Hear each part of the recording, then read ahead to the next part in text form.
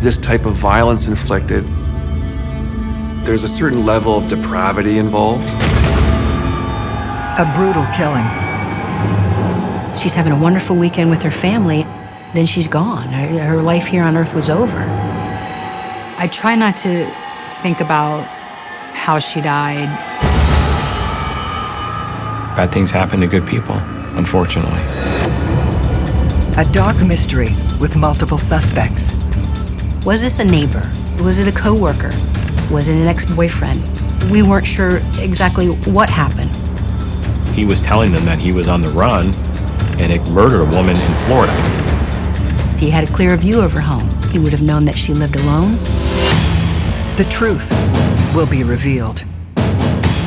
My gut was telling me that this was the person who murdered Bernadette Myers. Every day in North America, dozens of people are murdered. The key to solving the toughest of these homicides lies in the final 24 hours of the victim's life. To crack the case, detectives must reconstruct that critical timeline. The minutes and hours containing evidence that can help unlock the mystery and catch the killer.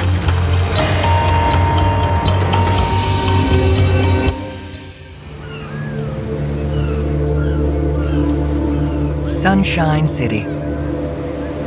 That's how locals describe St. Petersburg, Florida. I think what makes the whole area great here is the fact of the beautiful beaches that we have and the weather. You can do pretty much what you want year-round here in Pinellas County. It's really considered a really hip and cool place to be nowadays. You get a lot of what I refer to as paradise people that come down for an easy life. But wherever you have sunshine, you also have shadows. The Lellman neighborhood definitely had seen its better days. It's an area where it's not unusual to see transients moving in and out. Here, the home of Bernadette Myers stands out. Bernadette's home was the nicest one on the block. And she cared a lot about her home, and you could see it. Bernadette did not show up for work that day, and Bernadette did not answer her phone and did not return any phone calls that had been previously left for her. So one of her friends decided to drive over to Bernadette's house, and she looked in through the kitchen windows, and she was able to see what to her appeared to be something red, possibly blood, on the floor in the kitchen.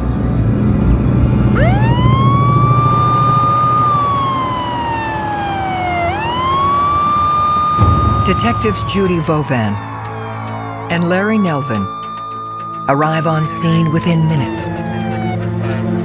We could see large amounts of blood in the kitchen.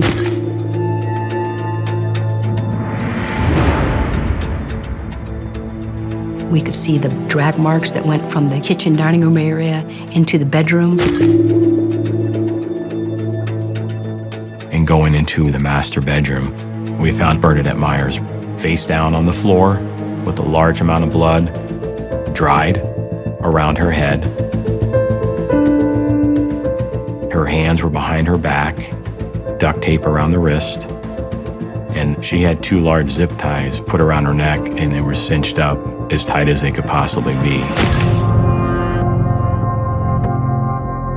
Her cause of death was the ligature strangulation. The blunt force trauma to her head was secondary to the asphyxiation. That tells you that Bernadette Myers was alive when those zip ties were put on her neck and cinched up, and when she was drugged into her room and left there. That was certainly the first murder investigation that I worked at. The zip ties were utilized as an instrument of death. The physicality of it itself was extremely brutal.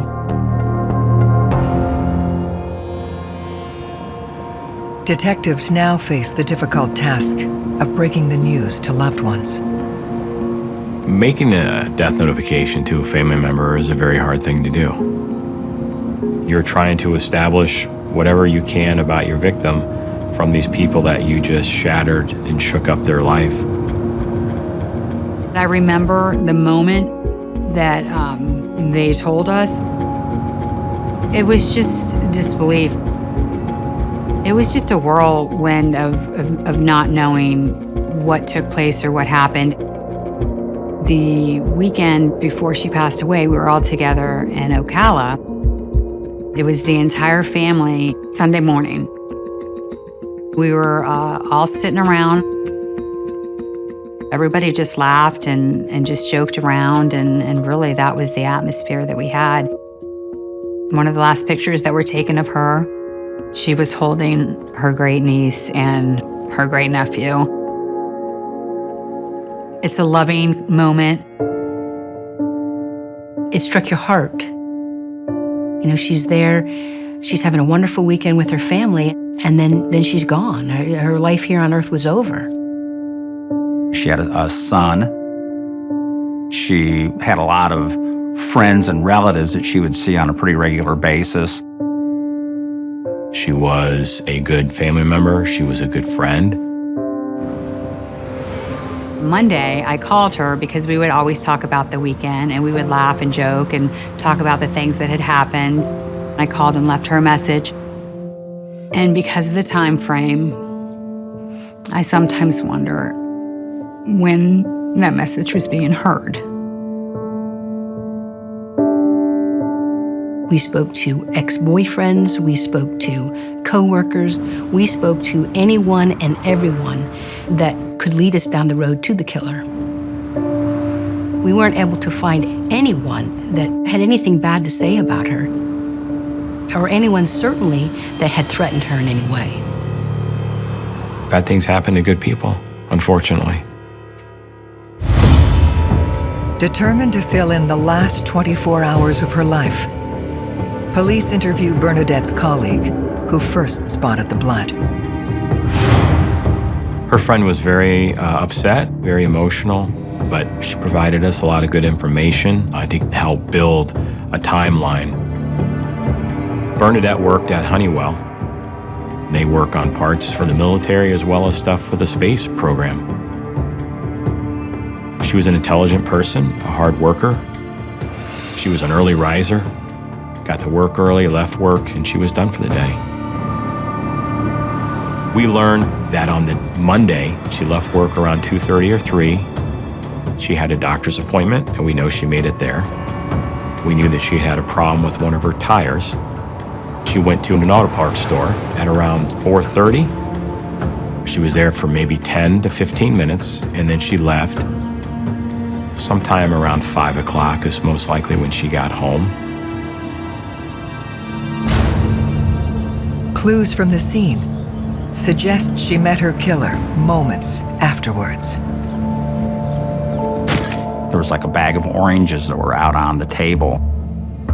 Bernadette would have put those away. I mean, that's not something she would leave out. She was very neat, which would imply that she was interrupted in whatever she did as soon as she got home.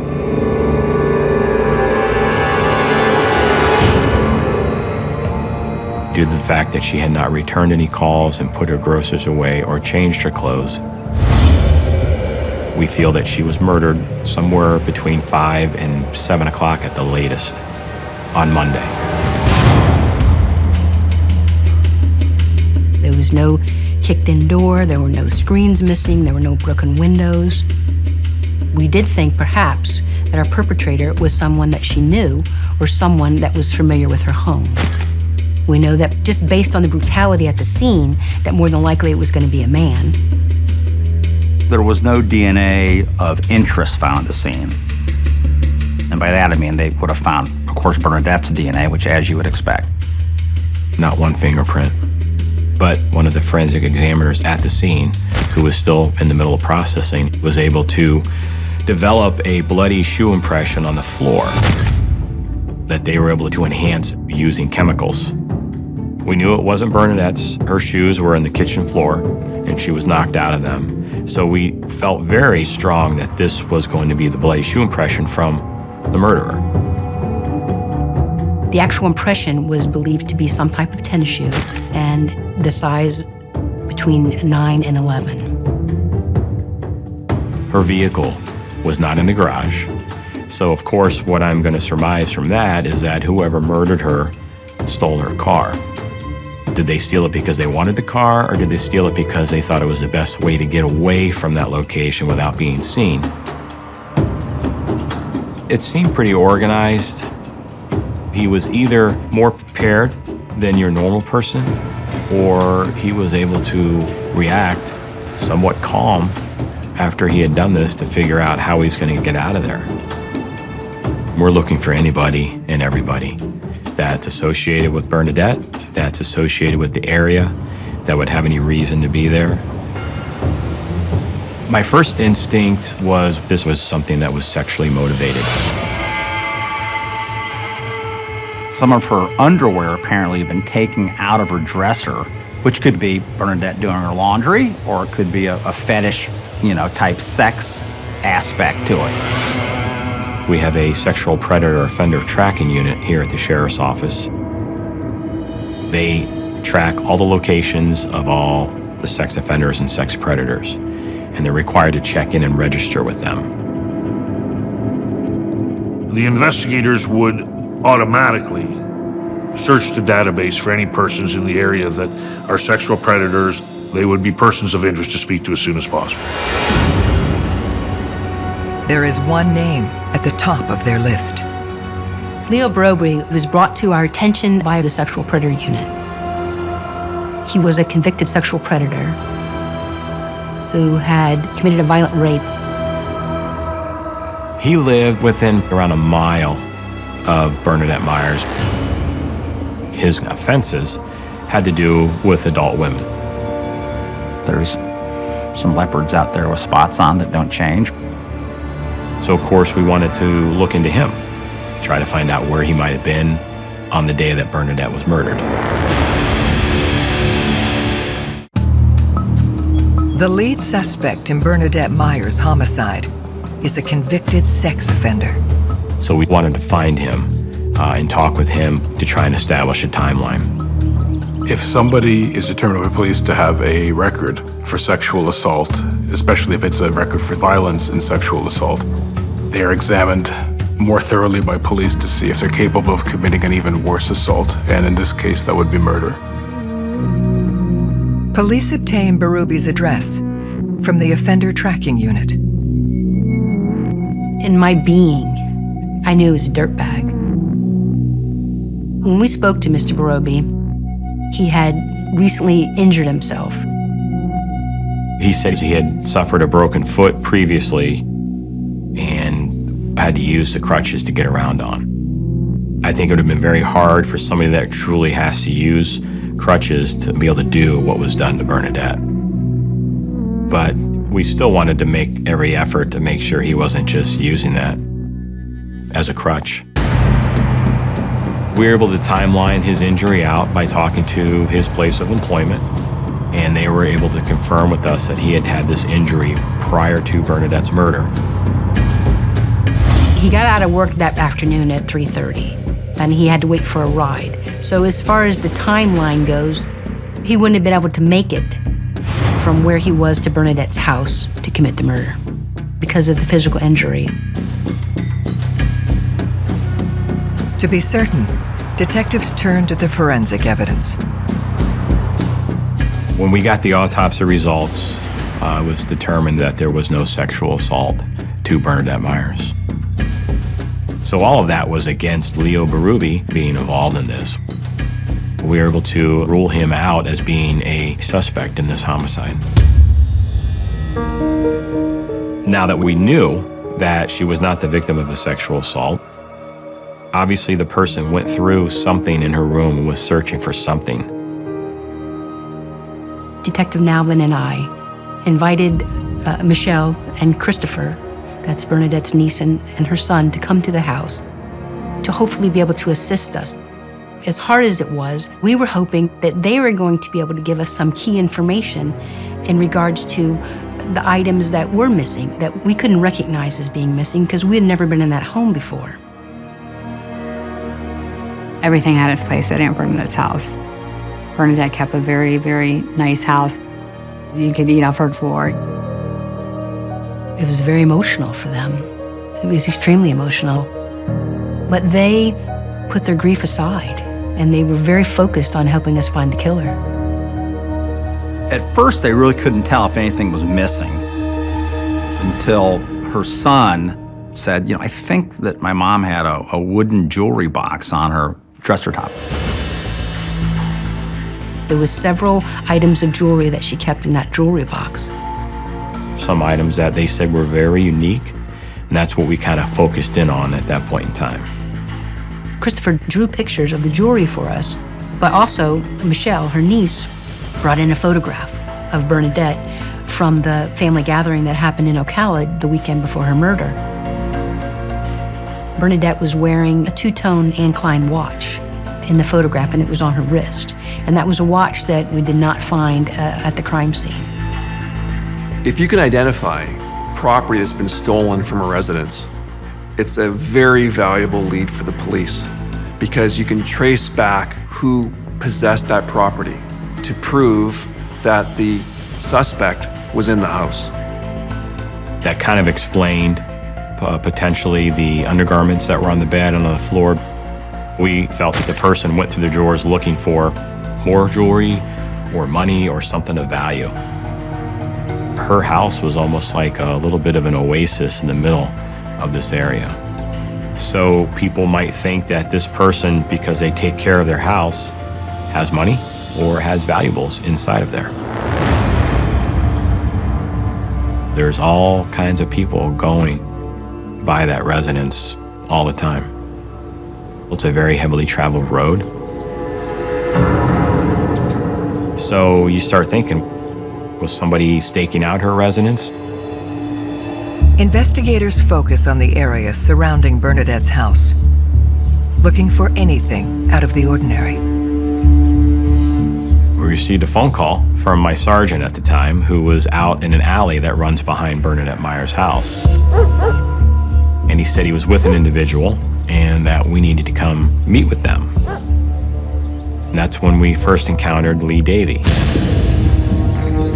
Lee Davey happened to be walking down the alley as my sergeant was walking down the alley, and he sees Lee approaching him, holding in his hand about a 34 to 36 inch long zip tie. Davey is also found walking in the alley at the same time of day Bernadette was killed. So the proximity is there, he's got the zip tie, and he certainly looks like he would be a strong enough individual that could have exerted the amount of violence on Bernadette. He was a person of interest to us, a very strong person of interest. In my mind, I'm thinking, this could be our killer. Detectives have identified a man named Lee Davey, found carrying zip ties near Bernadette Meyer's house. Of course, he knows who she is because he sits at the bus stop across from her house. He lives across the street. He walks the alley. So of course, we're assessing him, we're looking at his feet. Does he wear the same size tennis shoes? His mannerism, is he perspiring? He brought us over to his apartment that he lived in, let us search through his whole entire apartment, let us look at all his shoes. He actually was cooperative with us.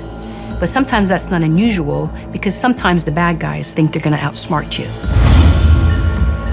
Lee claims to have been at work in the time frame Bernadette was killed. People will lie. Very, very dangerous to accept at face value that what you're being told is entirely the truth. Your job is to take the information, try to corroborate what you're being told. He didn't have a violent history, so there was no motive there. His shoe size was smaller than that we were looking for that the killer had left behind. And there was nothing that tied him to Bernadette. His alibi also checks out. The zip tie, he indicates that he found it near the bus station down in St. Pete, which is a distance away, and he grabbed it and just walked home with it. So for his case, I think it's a matter of timing. Bad timing for him to be walking down the alley carrying a zip tie. When you have a person of interest that you believe could have committed this crime, you are putting all your efforts into that. And then once it gets to the point that you are able to confirm that this person, in fact, was not the killer, it's a little disappointing. But that's the truth of it. Word had spread in the neighborhood because of the crime scene tape being there. Word had spread at her job. So people were calling in as well and giving us information, giving us leads. There was a phone call from a woman named Sunshine. Sunshine was very well known in the law enforcement community in the Lellman area. She was very familiar with the streets because at times she lived on them. She had had some run-ins with the law herself. So we certainly knew exactly who she was.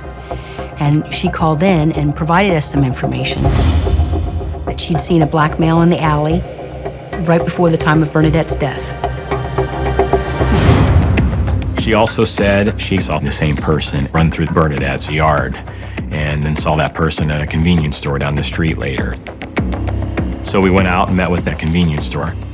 But there's no surveillance footage because their equipment's not working. They were panning for gold there, just, sifting through everything, trying to figure out where's this going to take us. When you really have nothing, you're just searching, one of the things you'd say, well, is anybody doing burglaries around that time frame? You start looking for any creep-in burglaries or people are at home, because the vast majority of home burglaries, there's nobody at home. When burglars don't want to break into people's houses when people are there. It led us to Curtis Bryant. He became a person of interest because, that was kind of his MO, going to people's houses in that area and breaking in while they were there. Bryant's description matches that of the man seen by Sunshine near Bernadette's house. In the process of finding Curtis Bryant, he was arrested on a burglary charge. He broke into a residence while somebody was home, and it happened to be a female, an adult female, in close proximity to Bernadette's residence, within 8 blocks, and they were also in a stolen car. So when Detective Nalvin and I had the opportunity to interview him about Bernadette's death, he was actually in custody. Unfortunately, that day, Mr. Bryant lacked a moral compass. He listened to us talk, but he refused to answer specific questions, and at one point he ended up telling us he didn't want to talk anymore. If I'm his lawyer, the first thing I tell him to do is, you do not talk to the police, ever. And if you do, you're an idiot. Because anything you say can and will be used against you in a court of law. They search Bryant's house, hoping to uncover evidence linking him to Bernadette's murder. He lived in a little room inside of a garage and paid rent there. And we searched around in the garage. We were looking for anything that may have been taken from the murder scene or brought to the murder scene. We found duct tape. We found some decent length zip ties, pretty close to the length of the ones that we had on Bernadette Myers. However, the zip ties was a different manufacturer. The duct tape had a different grain and texture to it. We collected his shoes. His shoe size did not appear to fit with the size of the impression that we had. Nothing was tying him to her. Nothing was tying him to the scene. Bryant looks set to be ruled out when police make an important discovery. When we found Bernadette's car, it was at a local auto parts store right around the corner from Bernadette's. That was somewhat exciting to hear, finding the car where it was in such close proximity. It kind of supported the theory that we had that the person got in the car to get away from her residence without being seen. They look for physical evidence that places him in the vehicle. We were hoping we'd get lucky and get DNA from the suspect. We had it towed back to our forensic lab, and it was processed. They were able to recover blood from the top of the steering wheel, from the gear shifter. They recovered it from the armrest. We had it submitted to the crime lab in hopes of it belonging to the suspect. However, all of that came back to Bernadette Myers. It's very deflating every time you're sending something off that you feel has a good potential of having DNA associated to the suspect, and it's coming back to your victim. Their final hope in connecting Bryant to Bernadette lies with the timeline. At that point in time, when Bernadette was murdered, Curtis worked for a seawall construction company, and we were able to get in touch with his boss, and we were able to confirm that he was at work and what time they worked till that day, which would have made it impossible for him to make it from where he was to Bernadette's for that. Detectives now worry about the case growing cold. Morale was kind of stretched, but you keep pushing ahead. You know, you have a victim that you want to find justice for her, and you have family members. I mostly remember how I always felt they were going to catch the person that did this. I really, really felt strongly that they were going to do that. I don't think they turned it off ever. I think that they carried the weight of this case until it was done. So we were able to really put our grief aside and put all our faith in them.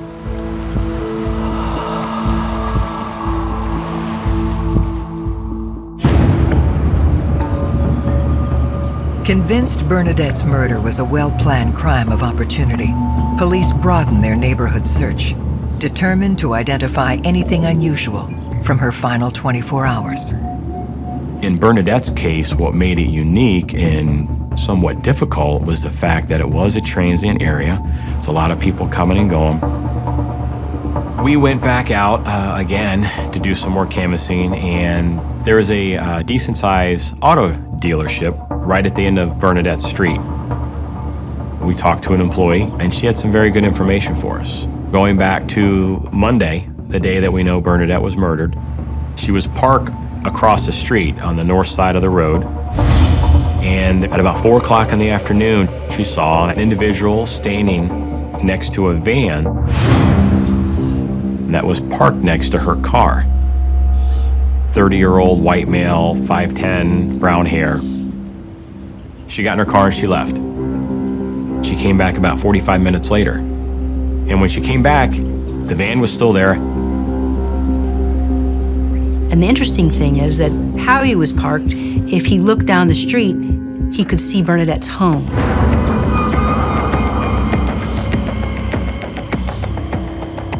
It was in direct sight of Bernadette's residence, for the front door and the driveway and most of her yard.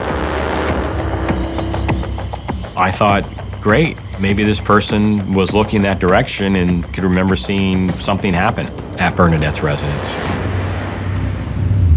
The individual was now seated inside the van, and as she got out, he made a comment to her without her even saying a word to him. "I'm waiting to meet somebody." He volunteers that to her, which she thought was kind of weird. And she goes into work. And about 15 minutes later, which would now be about 5 o'clock, she goes to leave for the day. He's still there. I asked her if there's anything that stood out about the van, and she remembered that it had a magnet on the side of the van from a local painting company. This was something certainly that we had to follow up on. Who was he? Was there a line from him to Bernadette? Was this someone that Bernadette knew? Because of the business name on the side of the van, we knew where we were going to go next. And we were going to find out who was this person in this van.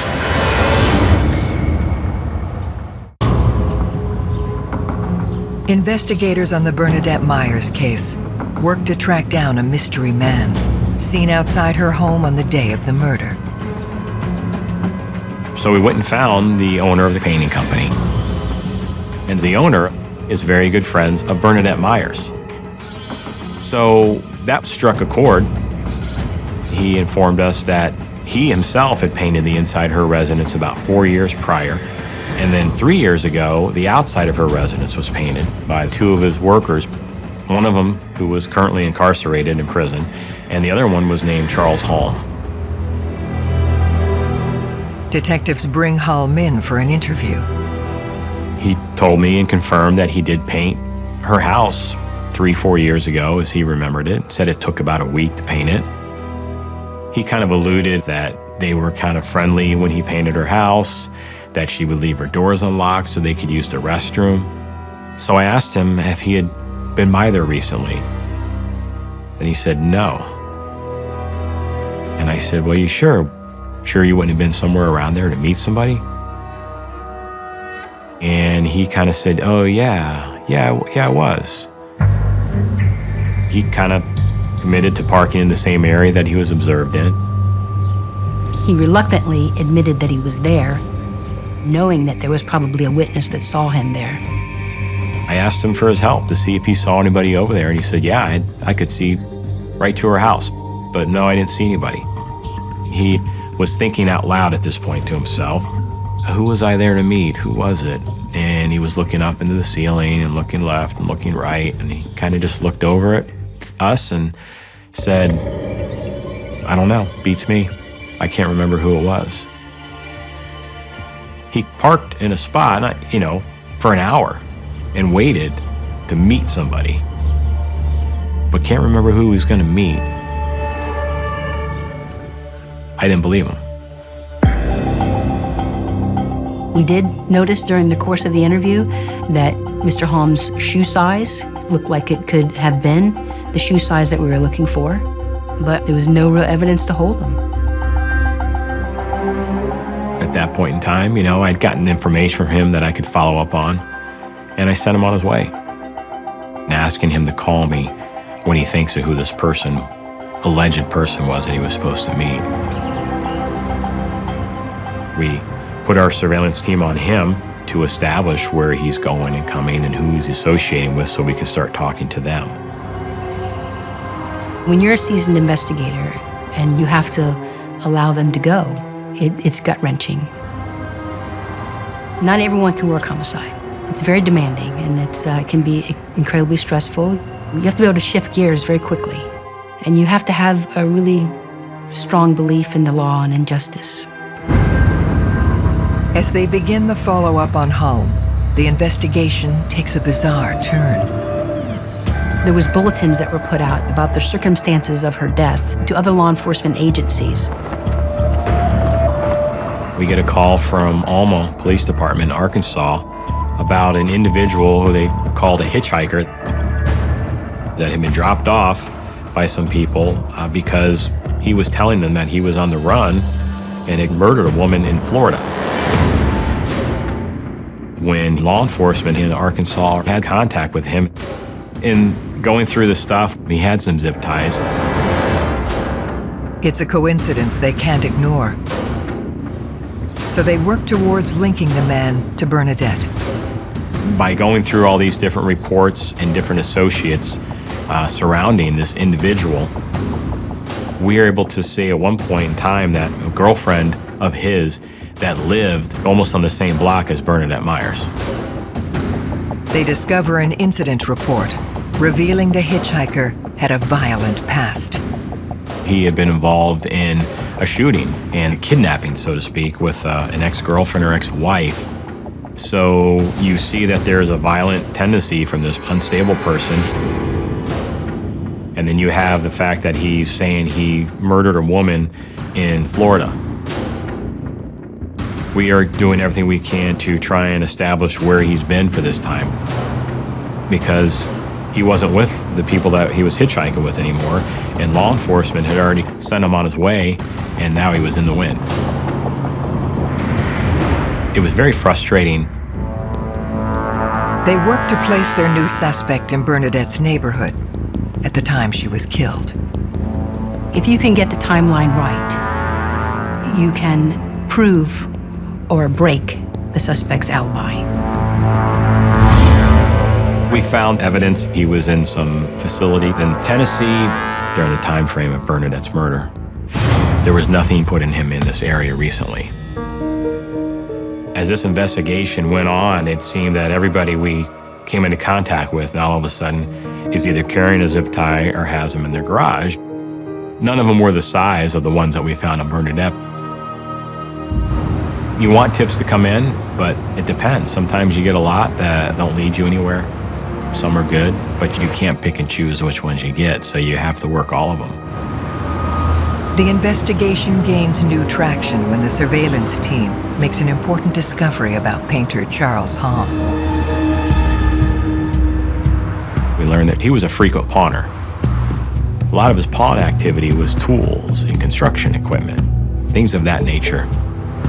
In Florida, when you pawn anything, you're required to, 1, provide a photo ID, and 2, you're required to provide a thumbprint. If we have any suspicion that could have been a robbery or burglary, you're going to look for somebody pawning this stuff to get the money for it. Detective Nelvin checks Holmes' most recent pawn activity. After Bernadette Myers' murder, he pawned some women's jewelry. We traveled to the pawn shops. And based on the drawings by Christopher, we were able to determine that there were several items pawned by Mr. Hom that belonged to Bernadette. These items were sent to the lab for a DNA test. On the pink coral ring was our one piece of DNA evidence that belonged to Bernadette Myers, which proved that that was her ring. And the concerning part about it is that we're finding that in one particular transaction, he was pawning this before we'd even found her body inside her house on Tuesday. That was a true breaking point. With the circumstantial evidence mounting against Charles Hom, detectives are able to subpoena more of his records from the day of the murder. We got his phone records, and we're able to see what I would describe as a frantic attempt to get a hold of a friend of his named Gary. It shows a flurry of phone calls, like I think it's 6:20 or 6:22 that evening. The calls fall right within the time frame of Bernadette's murder, making Gary their next priority.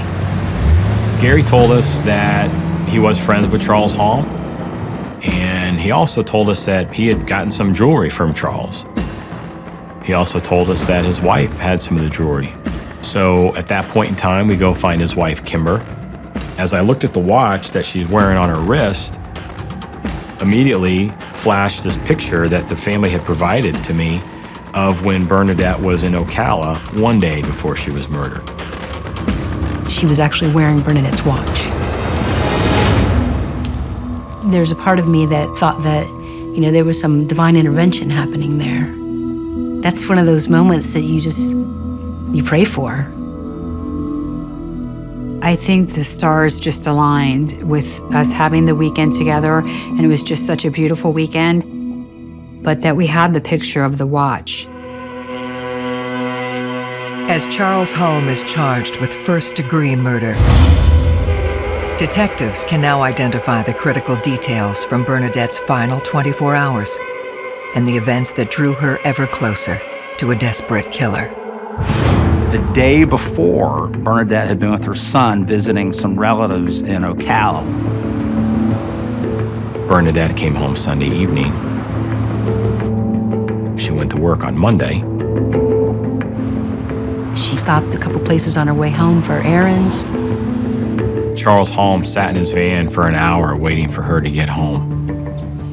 He knows that she has a nice house. He knows where she works, so he knows that she's more well off than most people in that area. Now, whether when he was watching her house, his plan was to kill her, it's possible. He was doing a lot of drugs at that time. Heroin, cocaine, crack cocaine. She went home that night expecting to have a quiet evening. She put her things down, and Mr. Hom was at the back door. And she probably answered it. She was a friendly person. And she recognized him. And he probably thought he might be able to smooth talk her into getting some money. But she will tell people her mind. Probably told him to pack sand. He was upset. That's when he attacks her. He repeatedly struck her in the back of the head with some type of blunt weapon. And he continued to strike her until she went down. To make sure that she was not going to be on this earth any longer, then he took zip ties and he put them around her neck and used those zip ties to drag her body from the kitchen area into her bedroom, where he left her face down with her head in a pool of blood. He was panicked at some point because he was trying to reach out to his friend Gary at that point in time, frantically. He then used the idea of going through her garage to get in her car to leave without being seen, to go park down the street, to be able to walk back to his van that he was in, and then drive away.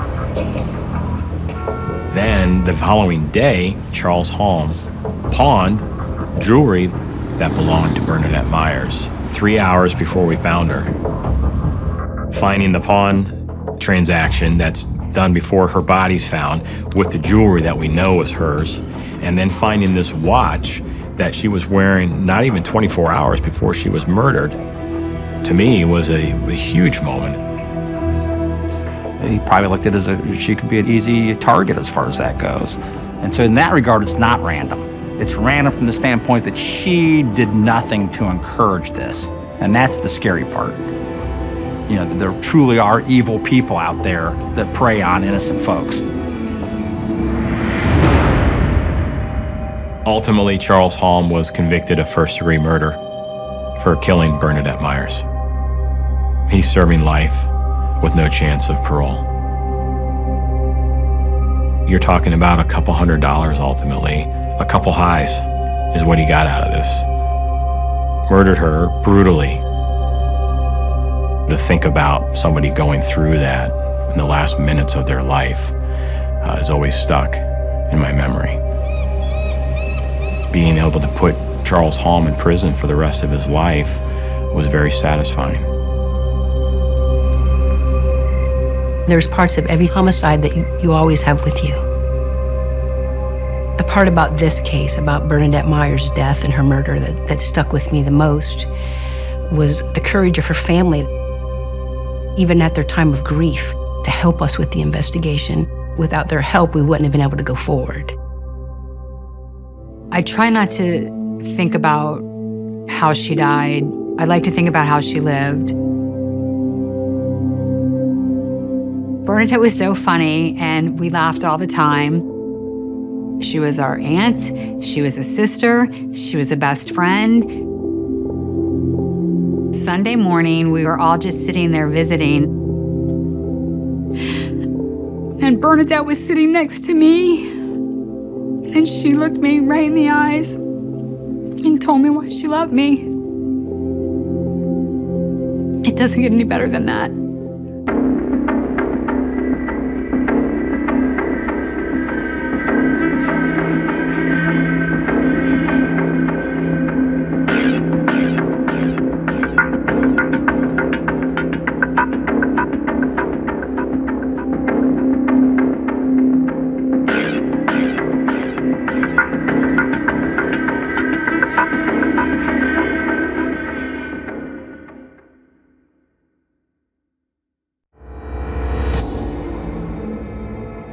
Two people shot in the head, execution style.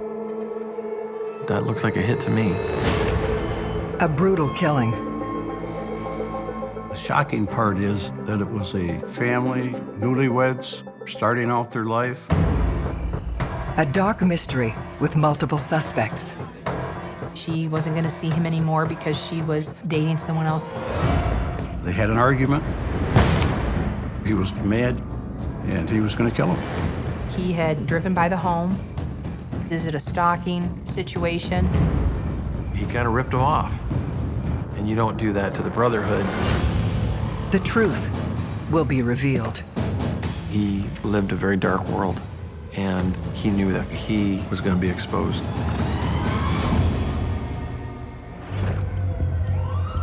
Every day in North America, dozens of people are murdered.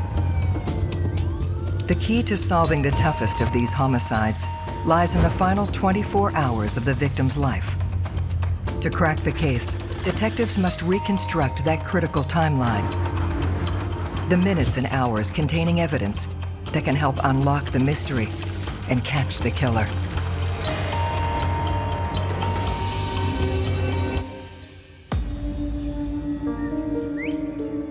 Holland, Michigan. One of the Midwest's oldest and prettiest towns. It's kind of originally a Dutch community that was formed many, many years ago. It's a small community. It's very common for you to leave your doors unlocked, leave your keys in your car. Just a good place, nice place to live. But a double homicide changes that in an instant.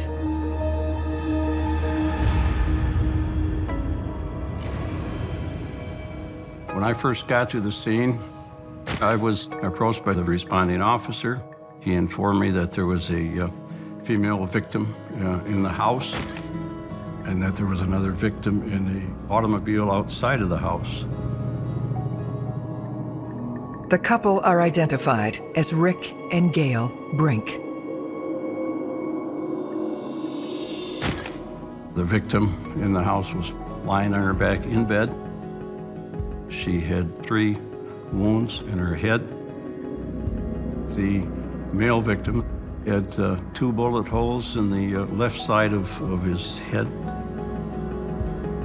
The passenger front window was shot out, so there was at least 3 rounds that we knew of that were shot. He was lying face down.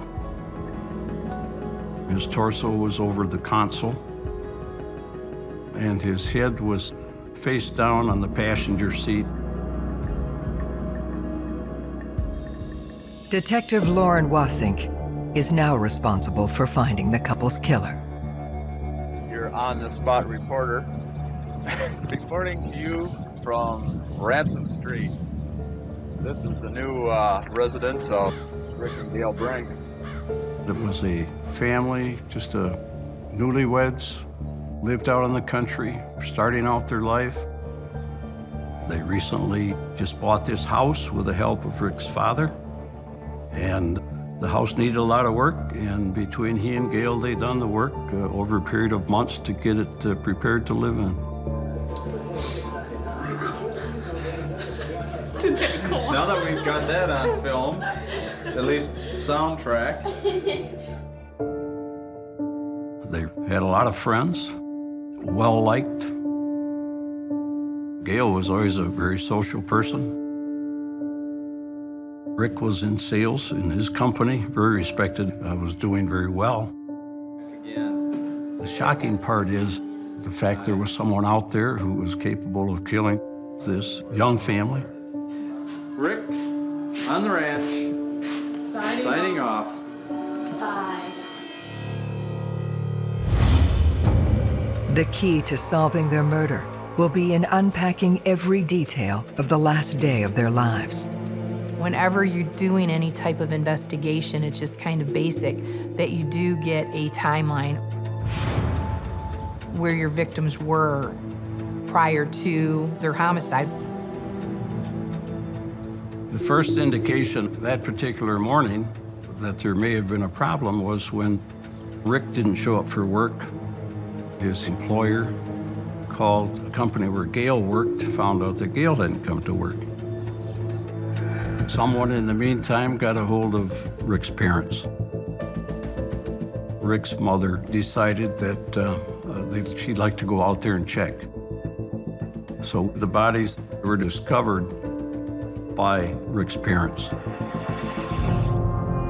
Based on the medical examiner, stomach contents gives us a pretty good idea that they were probably killed between Saturday night late and early Sunday morning. Detectives examine the crime scene to determine the events leading up to the murder. Rick was dressed in his dress slacks. I believe he had on suspenders, a belt, and a shirt. And then he had on his work galoshes that he appears to have kind of slid on. It appeared as though Rick might have been drinking a beer, watching TV. At some point, something caused him to put his boots on and his coat on and to go out to the vehicle. But the ignition was off, the window was rolled 3/4 down. Of cold weather, why is his window open? Was Rick on his way someplace? And did he then encounter someone? At that time, we didn't know. We checked for casings inside and outside of the house. None were found. So either the suspect cleaned up the shell casings, or it was a revolver and they remained within the gun. After autopsies, it was confirmed that they were .22 caliber rounds. Gail's dress was basically dropped along the floor next to the bed. So it would have appeared that she would have basically disrobed and then crawled right in bed. The contents of Gail's purse were emptied out. Rick's wallet was lying there open. There was $400 and some in a drawer, so we don't feel robbery was an issue at all. That, to me, says it was somebody who knew the victim. From there on, it was from the inner circle and going out, talking to family members and seeing what they knew. As police continue to work the scene, Gail's brother, Ryan Wingarden, arrives. Ryan and his sister always seemed to have gotten along well. He was obviously somewhat distraught over what had happened. Ryan indicated that he was with his girlfriend, Pam, all weekend. Ryan said they didn't see Rick and Gail, and they didn't find out that they were dead until Monday morning. Ryan is, however, quick to tell detectives about a turbulent relationship from Gail's past. Ryan told us about Gail's ex-boyfriend. Lars was quite a serious boyfriend. In fact, they lived together for a length of time and were planning on getting married. Well, that fell apart when Gail met Rick. Ryan tells detectives when they parted ways, things turned violent. Lars had packed up Gail's belongings, knowing she was going to come and pick him up. They got into a confrontation about what she was taking.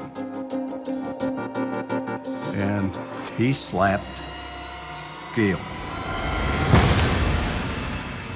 Gail's brother Ryan went after him, and, he backed off right away.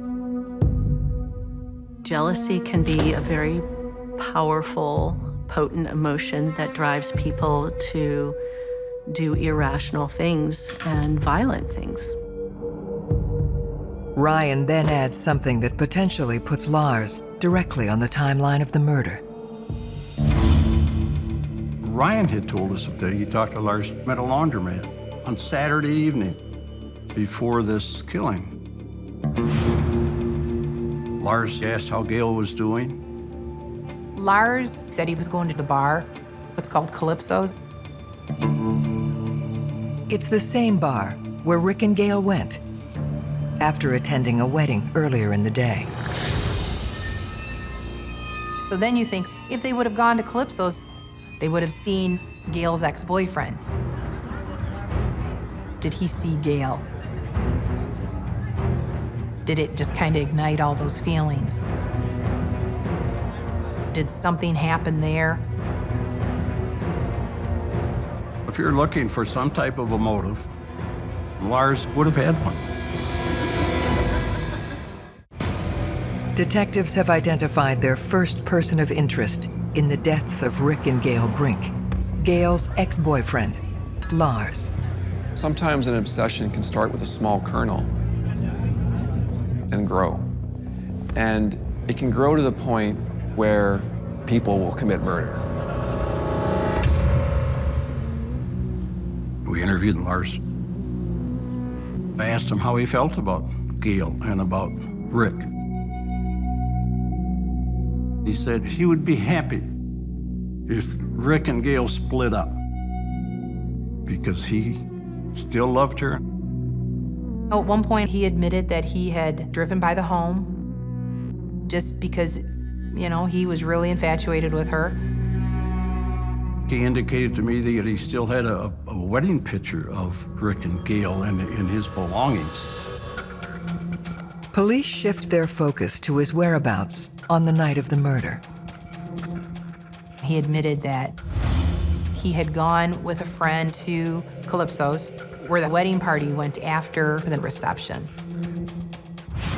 Lars said he actually recalled seeing some people come in from a wedding, but that he did not even know that Gail was at that wedding. Then he had actually, after that, gone home and was there for the night. He said he might have got back at midnight. Detectives must determine if Lars is telling the truth. We started interviewing those people that were present at the wedding, trying to gain any information we could get, whether there had been some difficulties between the two of them. Gail was not a really big drinker, and I think she had had some champagne and got a little tipsy. When you start adding alcohol to any incident, sometimes, you know, either people are gonna be happy drunks or they're not gonna be. But there was no fight that broke out. And everybody said Rick was just kind of, you know, good old Rick. Come on, I'm gonna take my wife home.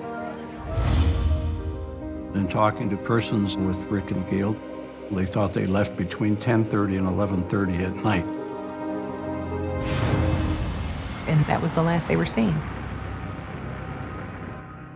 This lines up with Lars' version of events, but doesn't rule out the possibility he went to their house later that night. We polygraphed him. Lars was more than willing to take a polygraph. He passed without any problem. Looking at the whole scope of it, the polygraph, his demeanor, his feelings towards Gail, I'm convinced he would have never hurt Gail, even though he slapped her. People can wrong you. You don't go kill them. I felt in my mind that Lars was not involved and we should go on to some other place. And by that time, there was tips coming in, many calls about the person who lived there prior to Rick and Gail Brink. Sid Colby lived there with his girlfriend, and they were about to lose the home, so they sold it. He was a road knight, which is a biker gang that was in existence in the Holland area. If ever there was anything going on that was illegal, a lot of times Sid Colby was involved in it. People were concerned, could he have been involved because of the fact that Sid was not happy that he lost this home? He was always on the edge, always dealing in drugs. He'd try to impress people that I'm armed, you don't mess with me, you don't mess with my girlfriend. Sid Colby, he was crazy. I mean, he was nuts. He was a habitual liar, and he was paranoid. A lot of the paranoia, I think, was because he took a lot of drugs. So it was definitely something you had to look at. It carried a little different priority level than just random guy that lived there.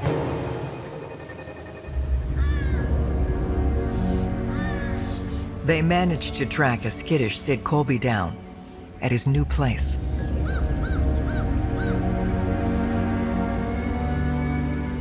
We determined that that night, Sid said he was at a local bar where he hung out frequently, and then he said he went home. But once it got after midnight, we weren't too sure where Sid was anymore. There's a lot of steps or hoops that a trained investigator is going to go through when they receive information, let's say it from a criminal. Lack of credibility is going to be a problem for them.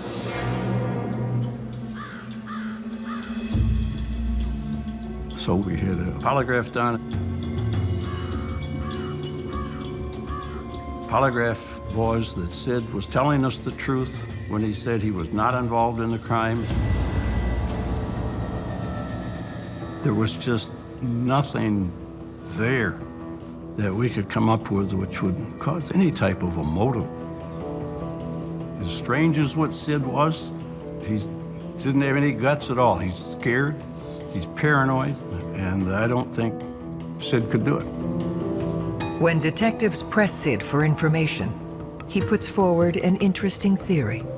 He told the investigators about people that were after him and his girlfriend, and he felt that they were the intended victims of this shooting. They had very dangerous connections with a motorcycle group out of Detroit. He'd sell them narcotics, but he'd either short them or he wouldn't pay enough, and he'd get in trouble because of it. He had actually been shot at, allegedly, out at the local motorcycle club's house.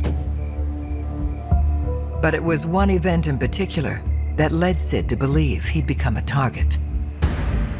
At one point, Sid had agreed to fix a car for one of the group's girlfriends. And Sid and his girlfriend, Chico, decided they'd be better off selling the car. They used the money for themselves, and obviously got into a lot of hot water with this group out of Detroit. If you're in a motorcycle gang, you don't do that to the Brotherhood. He claims that after that, these people came to his house to get him prior to this killing, and he ran them off with an automatic rifle. Sid believes this may have led the gang to hire a hitman. He'd be told where to go, and that there'll be a guy and a gal at that house, and their job would be to take care of the guy and the gal. And Sid believed that this was what happened with Rick and Gail, and that it was meant for he and Chico. 2 people shot in the head, execution style. That looks like a hit to me. Michigan detectives believe the Brink murders may be a result of mistaken identity. A gang hit meant for the former owner of the house. In the drug world, if you don't pay your drug debt, this is what happens. But in a lot of cases, no one's going to talk because the code of the street of not cooperating or helping the police, therefore becoming a rat, is very strong. Detectives must find a way to place the gang at the scene of the crime. They contact a narcotics unit with agents placed inside the organization. The informant we had was set up through the Michigan State Police. They had persons in this motorcycle gang that should have been able to determine whether or not this motorcycle group was involved. 2 names came up. One was Ghetto Rat, the other was Grizz. Grizz, within a week of this homicide, was shot and killed in Detroit. Ghetto Rat was interviewed. He said, if our club killed him, he said, I'd have been there. And he said, it didn't happen. Obviously, this is just a statement from him, but he was very believable. The scenario of this motorcycle group out of Detroit coming there to kill Sid Colby and Chico made some sense, but there was nothing there. So now you're weeks into this thing with a lot of hope, and all of a sudden that's gone. Without any new leads, the case begins to stall. There isn't anybody else out there that we could come up with that had any motive or any reason to kill Rick and Gail Brink. With a motive, it's pretty difficult to solve the crime. I would go back to the family, telling them we don't have anything more, telling them that we're going to keep working on it, and each time going back and not having anything to give them, I think was the most difficult and frustrating part of it. In 1995, Detective Wassing retires after 31 years on the force. I didn't like leaving with open cases. Some of these cases can wear on you. This one probably weighed on me the greatest of all of them.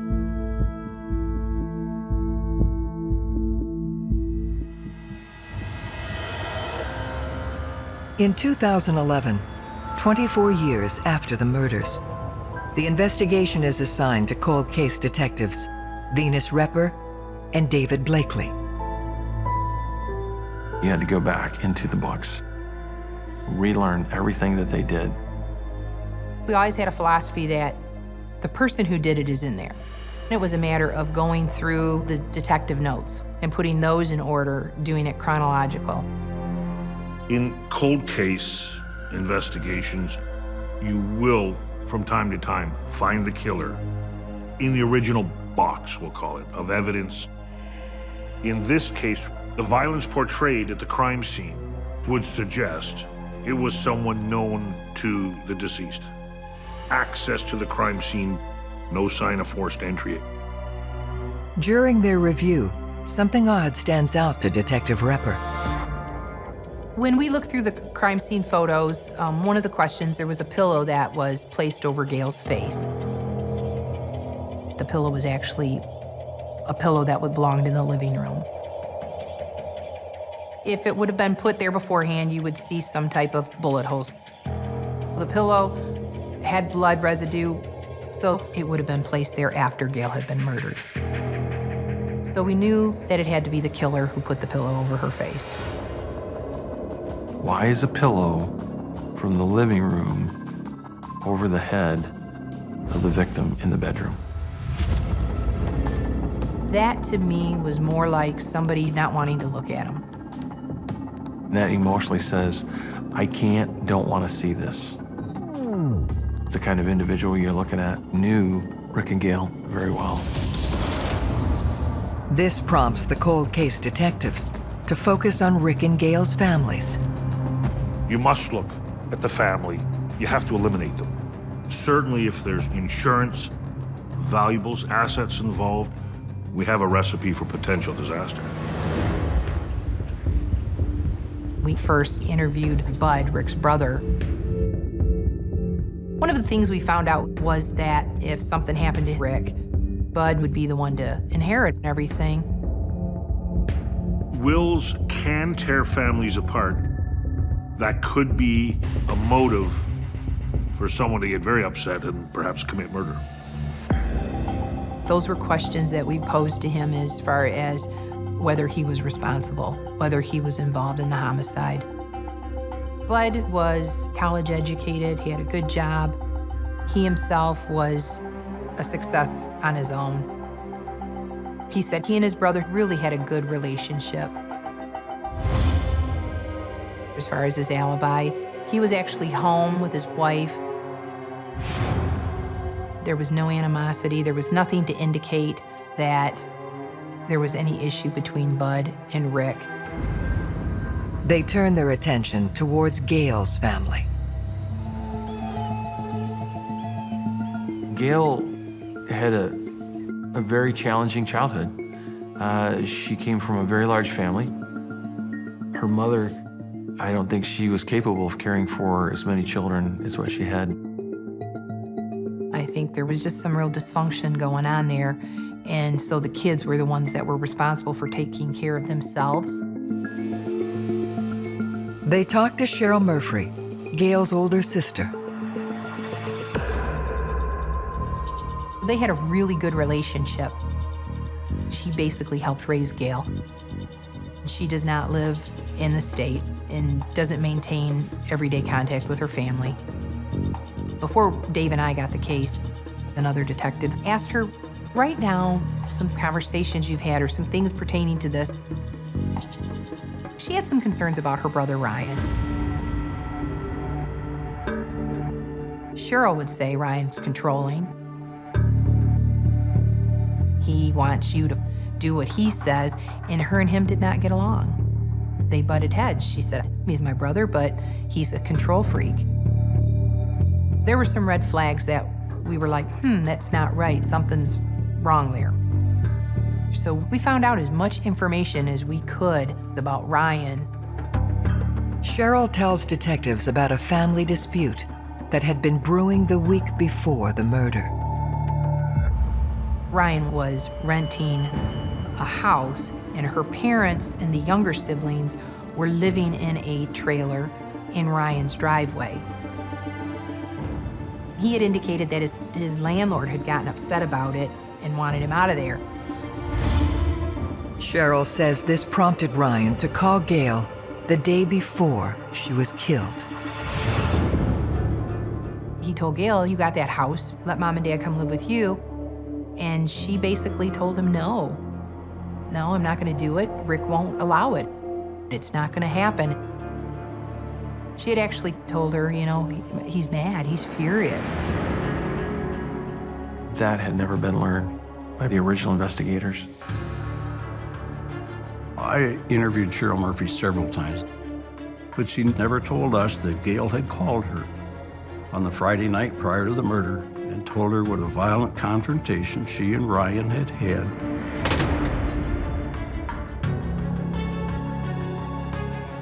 Cheryl goes even further. She said that when her father had told them that Gail and Rick were dead, Ryan got up and went right to Rick and Gail's house. She's like, how did he know they were at the house? He didn't ask or anything. All these years, Ryan had gone under the radar and not really been looked at. He needed to be looked at a lot more. Cold case detectives investigating the murder of Rick and Gail Brink have focused their attention on Gail's brother Ryan. We wanted to have it where when we interviewed Ryan, we knew about him. We kind of thought there was something there. They learn Ryan is now married to the woman he was with the night the murders happened, Pam Wingarden. As far as for Ryan's alibi back in '87, he had indicated that he and Pam had gone to a laundromat to do laundry, 5 to 8-ish. And then from there, they went over to Pam's girlfriend's house where they hung out there. And I believe Ryan then took Pam home around 2 in the morning. Aiming to verify their version of events, detectives bring Ryan and Pam in for questioning. We made that tactical decision to interview Pam first because we knew Ryan's a control freak. He thought he was going to be able to be interviewed with her, so we told him to come back, but he said, no, I'll wait here. Detectives ask Pam about the story she told 25 years ago. She said basically, I don't remember, I can't remember. And I'm just like, well, we're just asking you to be truthful. Pam was very reluctant. One of the things that Venus did was gain trust. She built rapport. She finally admitted that Ryan was not with her that night. So we knew something was up. But at that point, she's like, I'm gonna go home. And I asked her, are you gonna be okay? Because I was concerned if he's this controlling, and you just told us that you lied for your husband. I mean, we gave her every opportunity. Well, she left. We knew Pam knew more than what she was saying, but wasn't really willing to share yet. We didn't feel she was responsible for it, but we weren't able to make an arrest. So we then brought Ryan in. And he didn't care for women. So actually, Dave took the lead on this interview. His body language was total deception. We told him, your wife said you weren't with her. Well, she's confused. No, she's confused. This is what we did. He didn't want us to talk to Pam. He didn't want us to do a complete investigation. He denied any involvement in his sister and brother-in-law's homicide. If your brother or your sister was murdered and you had nothing to do with it, you would do everything you could to help. And here you have a blood brother not helping. Pretty much after that, Ryan left. With differing accounts from Pam and Ryan, detectives must find a way to verify his whereabouts the night his sister was murdered. Back in 1987, Ryan was not only dating Pam, but he was dating another girl named Chris. So we then went and interviewed her. Talked to her about her relationship with Ryan and things that had happened. She said, Ryan wanted kids, I couldn't give him kids. And so that was the demise of their relationship. We kind of went through the interview. We were there for maybe an hour. And then we're kind of like, okay, anything else? No. And literally, we're like getting up out of our chairs, and she's like, well, there is this one thing. And we look at each other and we sit back down and we're like, well, what is it? And she proceeds to tell us about how Ryan came over and told her his sister had been murdered. And it was 2 days after they were found, and asked, can you go with me for a ride? And she's like, then he drove me around. We went to the park. And she goes, he sat there and he was crying and he's talking about what a terrible person he was. And she's like, you know, I was afraid he was gonna tell me he killed her. And we said, what did he tell you? And at that point she said that he had said he had a sexual relationship with her, that he basically had raped his sister. That it happened more than once, and that she wasn't willing. That was huge. That was the aha moment. If Gail had told Rick about the abuse, Ryan was going to be exposed. The question at that time was, is the aha moment going to turn into a confession? Detectives Repper and Blakely bring Ryan in for a second interview.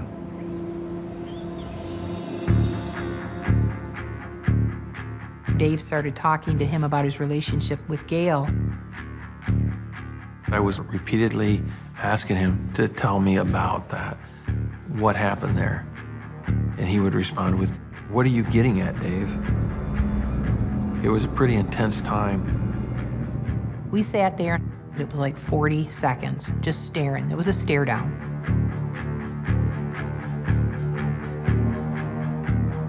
And finally, Ryan admitted at that point that he had a sexual relationship with his sister. And he said it was just kids play, kids play. We kind of threw out there, well, you told Chris that, you know, it was basically like rape. He again downplayed the abuse. It was experimentation. No one was hurt. It only happened a little bit, and that was it. Despite this admission, Ryan remains steadfast in denying his involvement in the murders. So we still didn't have enough, but we at least had now a different path that we were going. Detectives must prove beyond doubt that Ryan pulled the trigger 25 years ago. We basically interviewed people all around him, interviewed his friends.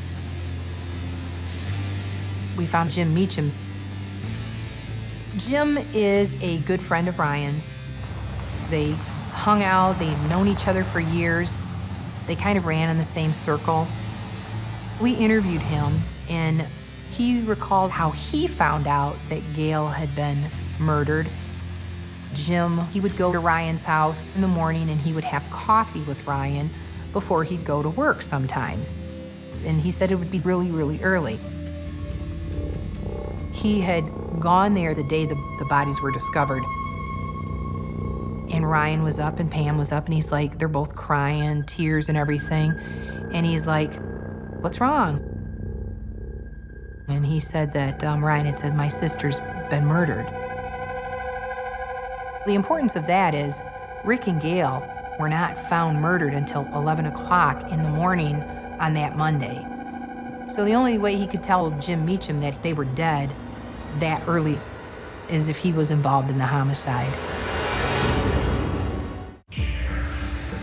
After 25 years of investigation, Detectives have found a flaw in Ryan Wingarden's timeline that convinces them of his guilt. So you've got motive and you've got opportunity. You've got them both in spades. But you're going to need more than that to prove beyond a reasonable doubt that the person committed this murder. Armed with their new information, detectives decide to re-interview his wife, Pam. Along with the fact that she had lied to police about his alibi, we knew that she was hiding information. That's a lot of pressure on an individual. But we said, you know what? She is a victim too. She's basically married this man after he may have done this horrible thing, and you have to get her to feel comfortable to come out with this information and share it. So at that point, Dave and I then made the decision to go to Pam's work. We just basically said, you know, we'd like to talk to you. And she said, yeah, I'll listen.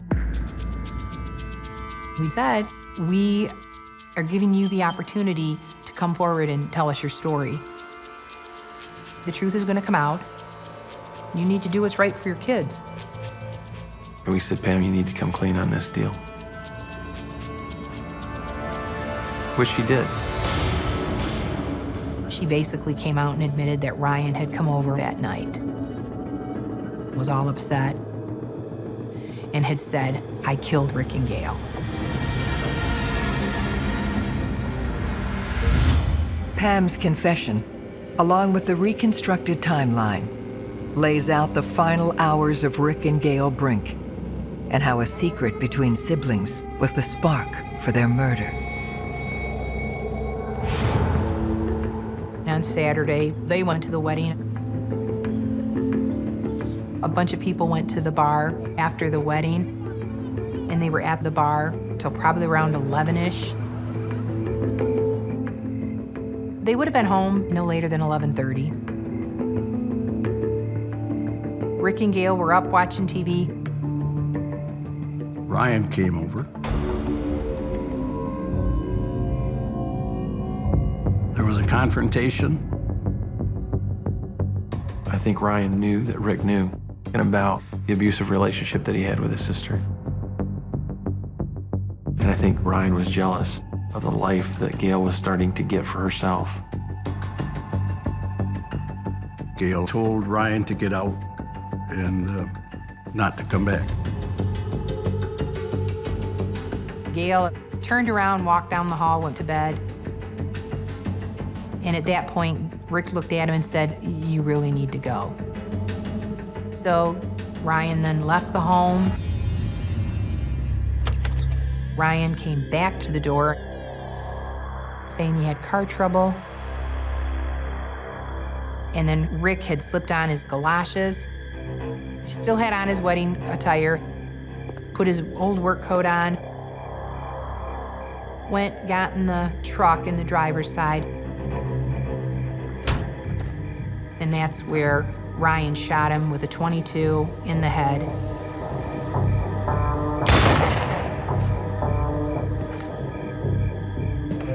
He then went in the house,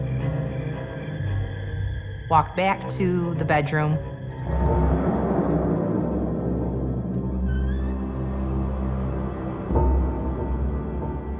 where he then shot Gail in the head 3 times.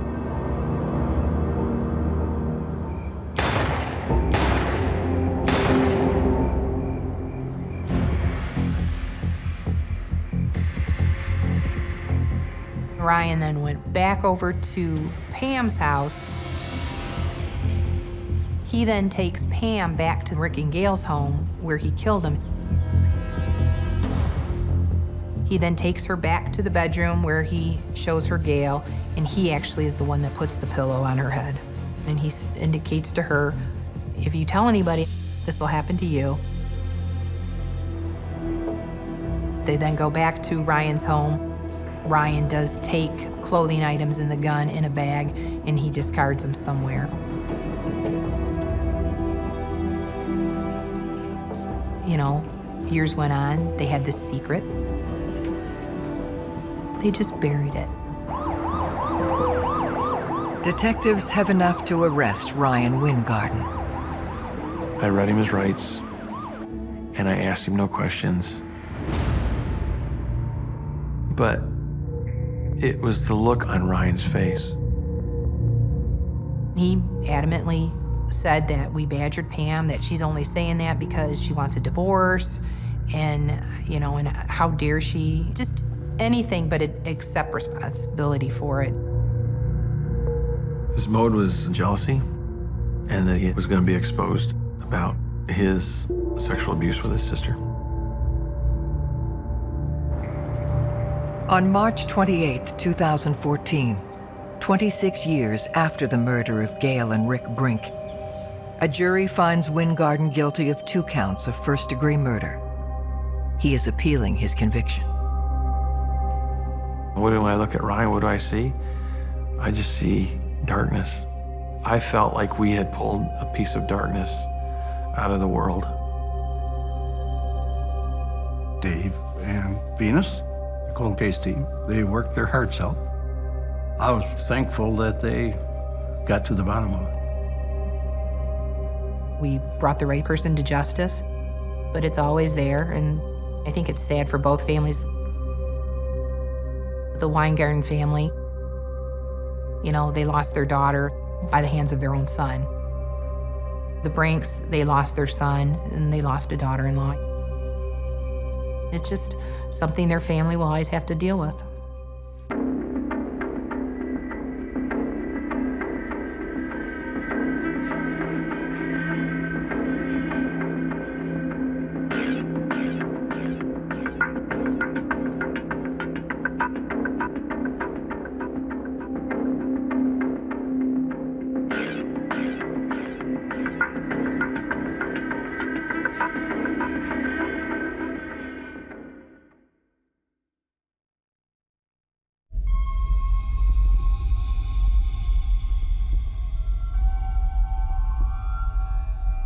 The amount of stab wounds and the force that was used was a very violent attack.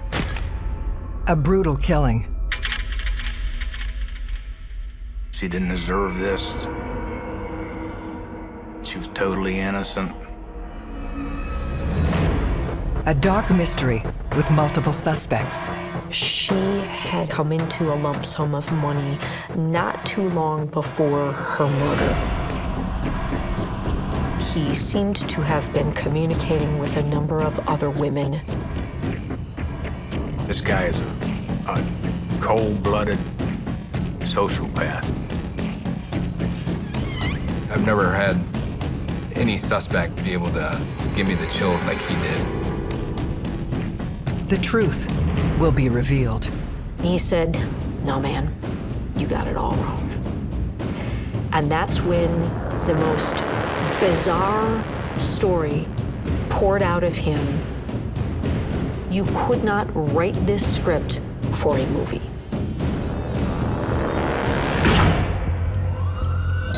Every day in North America, dozens of people are murdered.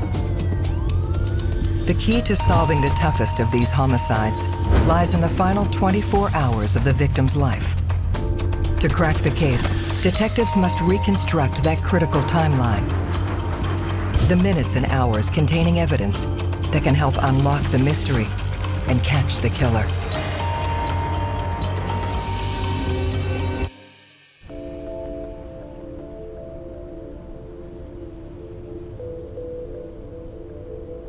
"80 miles west of Detroit lies the city of Jackson, Michigan.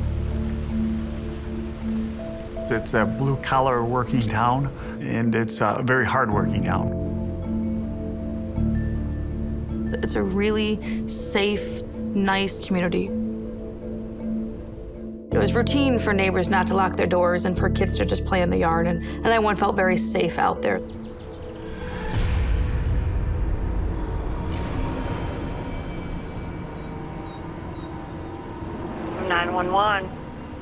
I need somebody outside my house right now. My fiance, I think she's dead. There's blood everywhere. Do you know where it's coming from? I don't know. Okay, can you tell if she's breathing? She's not. She's cold. She's dead. Okay.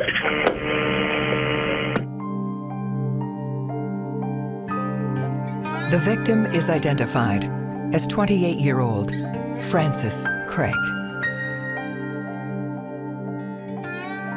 I was out mowing the lawn, and my wife was in the house. And she came out screaming with the phone in her hand. She couldn't talk. I went into like a shock. Frances was exceptionally good mom. She was independent. She wanted to do everything herself. She was pulling 2 jobs and taking care of her children. She was going to school, and she was about a month away from getting her associate's degree in marketing when this happened. Frances was going to get married in the fall of 2014. She was living with her fiance, Eric Wolf, who had a child of his own, soon to be her stepdaughter. They had just moved into this home, their dream home, the home they wanted to raise their girls in and be a happy family. She was so incredibly loved. Detectives Andrew Sullivan and Brian Huttenlocker, along with prosecutors Katie Rezmirsky and Kelsey McKinney, are assigned to the case. We want to track all of Frances's movements for the previous 24 hours to see if there was any type of confrontation or any type of disagreement she had to give somebody a reason to murder her.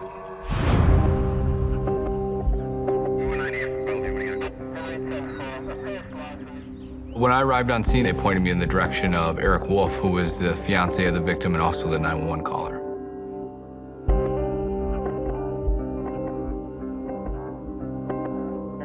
During Mr. Wolf's interview, we asked him basically for a timeline.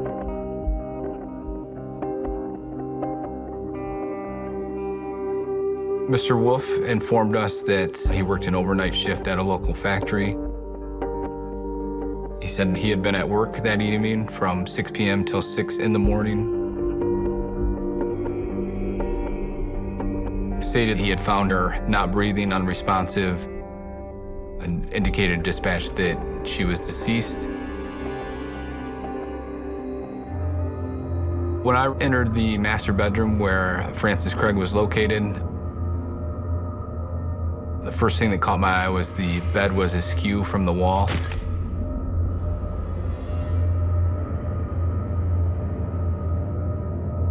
The bed had a large pool of blood on it. It did appear like there was some type of struggle.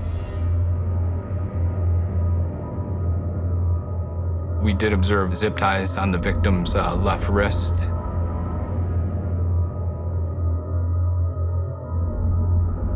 The victim appeared to have been stabbed several times in the neck and chest area. And that's where all the blood was coming from.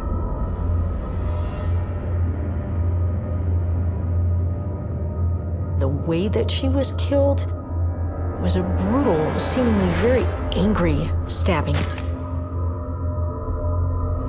It was really hard for them to determine which were stab wounds and which were slash wounds. She had so many of them and they were overlapping all on her neck and into her shoulder area, collarbone area. Over 20 stab and slash wounds. Also appeared that she had been gagged, and it appeared to be some type of scarf. She had a robe on, but her robe was pushed up over the lower part of her body. The investigators needed to take all of these things, preserve them for prints and DNA, send them up to the lab. As the forensic analysis gets underway, police examine the rest of the residence. There appeared to have been no forced entry. It appears that no one or nothing else in that house was disturbed. So robbery doesn't seem to have been in play here. There seemed to be an emotion that went along with the killing that you typically only associate with a loved one or someone known very well to your victim. It was something that was up close and personal. This warrants a more detailed examination of her fiancé's story. Eric stated that he left work shortly after 6. He stopped at a local fast food restaurant and then continued on home.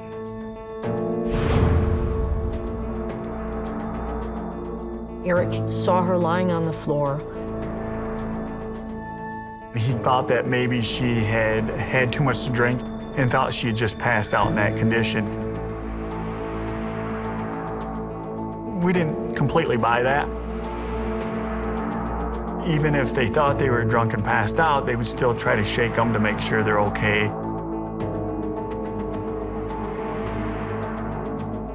But he made a decision to just close the door and walk away from that scene.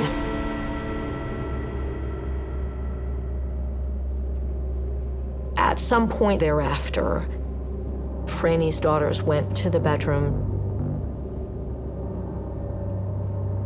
We know, unfortunately, that they saw her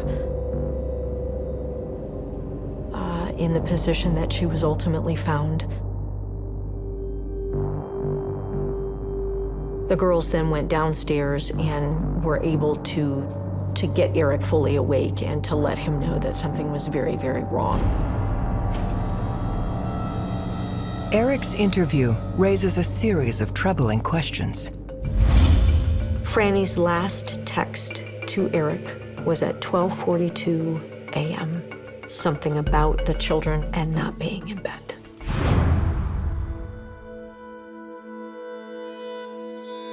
We did consult with the Michigan State Crime Lab, and they did note that by looking at the blood that Frances had been dead for several hours.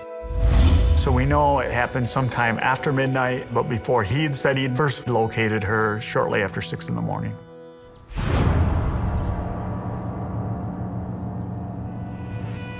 He then called the police at 10:55 in the morning.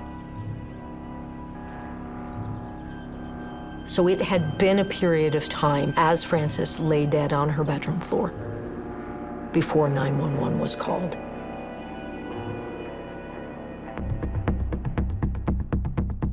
Police bring Eric into the station for further questions. He wasn't super emotional, as in when somebody loses a close one. So we took that as kind of a clue. A lot of things that Eric said didn't add up to us. At some point in the interview, he makes a statement asking if she might have committed suicide. That was the question. That didn't make any sense either. She was a happy, hardworking, on the cusp of great things kind of a gal, about to graduate, about to be married, had 3 young kids. So he gave lots of contradictory statements.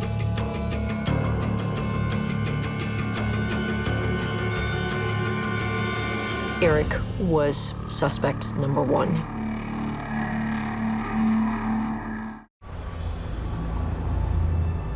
Confusing statements to police have made Frances Craig's fiancé, Eric Wolf, the first suspect in her murder. He adamantly denied he had anything to do with it, and so the investigators were still trying to find anything to really link him to the crime. Detectives examine the couple's relationship. It appeared that both Frances and Eric had a lot of stress going on at this time. Eric was working 12-hour shifts, and Franny was taking care of the children and also working 2 jobs. We did learn of a couple incidents where other people had heard Frances and Eric arguing. Family members had seen them get in a pretty heated argument about how to discipline or raise one of the children. Eric, he always knew the answer. You didn't know anything. You know, and it didn't seem like he respected women. They might have just been at wit's end with each other and very stressed out about the upcoming wedding. One of them could have been having second thoughts. They look to their digital lives for more clues. Technology and internet open up a whole new chapter in how investigators investigate crimes. In this case, we got into Eric's iCloud account, we got into Franny's account, we pulled their IP addresses for their home internet to see what searches were done in their home from any devices that were connected to that IP address. We were able to determine from cell phone records and cell phone devices, Mr. Wolf actually had been communicating with some other females outside of the relationship. Eric's phone records reveal he spoke with one of the women at 9:08 p.m. Definitely appeared that he was coming across as single, not someone that was engaged to be married. We also learned that on one of the sites, he was actually using an alias, not using his real name, but exchanging pictures of himself. There was some level of unhappiness or maybe lack of commitment on Eric's part in this relationship. It put him more firmly in the hot seat as a suspect. The detectives made contact with as many of those women as they could to determine their whereabouts in the hours leading up to this homicide, to determine what the level of their connection with Eric had been. We were able to determine that they had no knowledge of the homicide or no involvement. In fact, we're shocked to even learn that Mr. Wolf is engaged.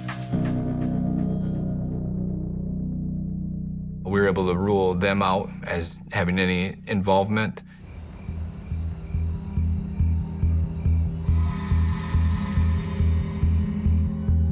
They need to take a detailed look at his alibi. Eric worked the midnight shift. But it's one thing to say I worked that shift. It's another thing to sort of determine, were you in fact at that establishment that entire period of time? So I do go to his work, did speak with management. They do have cameras on their time clock, so I did ask if they could pull the cameras. I did view that he did in fact come in just before 6 p.m. and that he left shortly after 6 a.m. This means Eric could not have been responsible for his fiance's murder. So Eric, while had put himself on the top of our list, we had nothing to really tie him to the homicide. They looked for other clues within Francis's personal life. It was clear they had just bought this home. The detectives were interested in how did that come about, who paid for it, where did the money come from. They did find that Franny had come into a lump sum of money not too long before her murder. Investigators dig into the source of her newfound wealth. As they peeled back the layers of that information, what they found was that Franny had actually been assaulted in the somewhat recent past at a clothing store that she worked at. We spoke with family and friends to see what they knew of it. The kids were in there trying to steal stuff. And my daughter kicked them out. And then the mother of the kids started beating on my daughter and another employee that was there. They were just hitting her, knocking her down and hitting her. And, I mean, she had a hard time. She couldn't even go back to that store again. She had post-traumatic shock from it. They were criminally charged in the matter. and she ended up suing and received the large sum of money from this family. Francis's courtroom victory only led to more bad blood. And there were some threats made by one of the suspects. So that certainly perked my interest. That they were obviously very angry with her and could have reason to want to harm or kill Francis.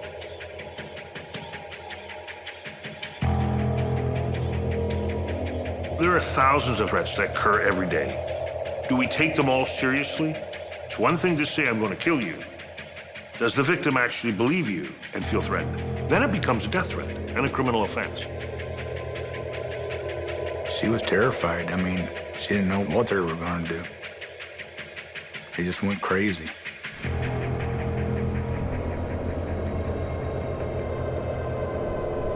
I went up to Lansing, met up with the detective, and she and I went over to the residence. They definitely had some disagreements with Francis. Shortly into the interview, I did reveal that Francis had been murdered.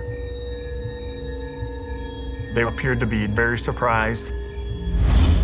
Investigators must determine if they were in the Jackson County area during the time Francis was killed. They were able to give me a pretty detailed timeline. I did check with some cameras at the locations they said they were. Also checked with their alibi witnesses. And I was able to, through all that, verify that they were, in fact, where they said they were. Hoping to uncover clues about Francis's attacker, investigators begin speaking with other people who she interacted with during her final day. We know that in the early part of the day, she spent time with friends and family. I did speak with one of her friends she had been with. She remembers looking at the clock just before Francis left. The friend specifically noted she left at 8:09 p.m. Then she went and picked up her kids. Francis and the children, along with a family babysitter, go to the Jackson County Fair. We were able to pull some pictures off social media that she had posted from the fair and also coordinate the cell phone, GPS, that she was in fact at the fair at the exact timestamp that the photo was uploaded. We determined that she was at the fair until about closing time, which would be just around 10 o'clock. Figured she got home close to 11 o'clock in the evening. Through the analysis of her movements by cell phone, they uncover a new lead. We were able to determine that she communicated with a number that appeared to be for somewhat of a lengthy period of time. The individual was Alex, who is her ex and the father of her 2 children. We always look into the ex-husband, boyfriend of the victim, specifically when they have children involved. He definitely fell right into the timeline of the homicide, as the communication between them was the day before. Makes one wonder, was there contention between the 2 of them? Investigators were able to speak with Franny's parents in regards to Alex. It appeared that their relationship might not have been the best. I didn't think they got along at all, like 2 normal people would, you know, boyfriend, girlfriend. She tried to make it work, but he didn't want anything to do with it, so she said the heck with it and broke off.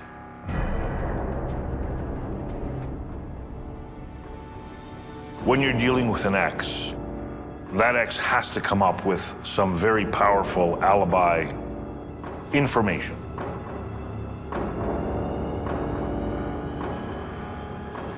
Otherwise, you are looking definitely at someone who could be a suspect.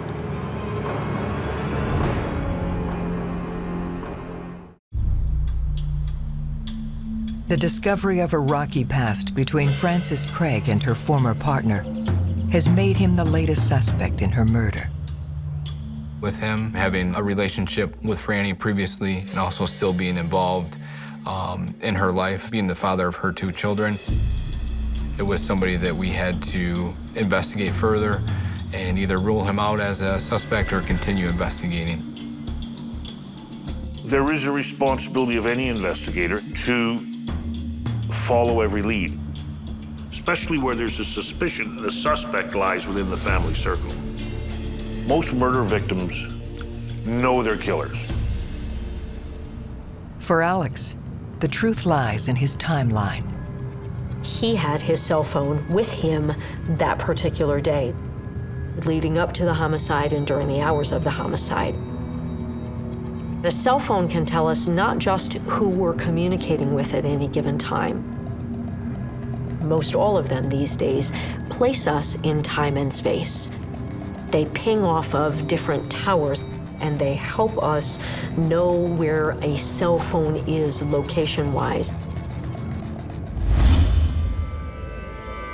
Based on that information, investigators were able to determine that Alex was nowhere in the area at the time this homicide occurred. We were comfortable enough ruling him out as having involvement in the homicide. So far, the most viable candidate is still her fiance, Eric Wolf.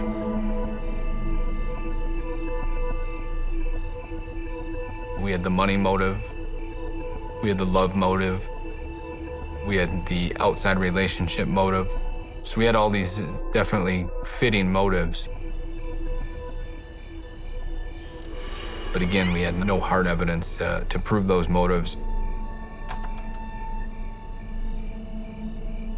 It was wildly frustrating.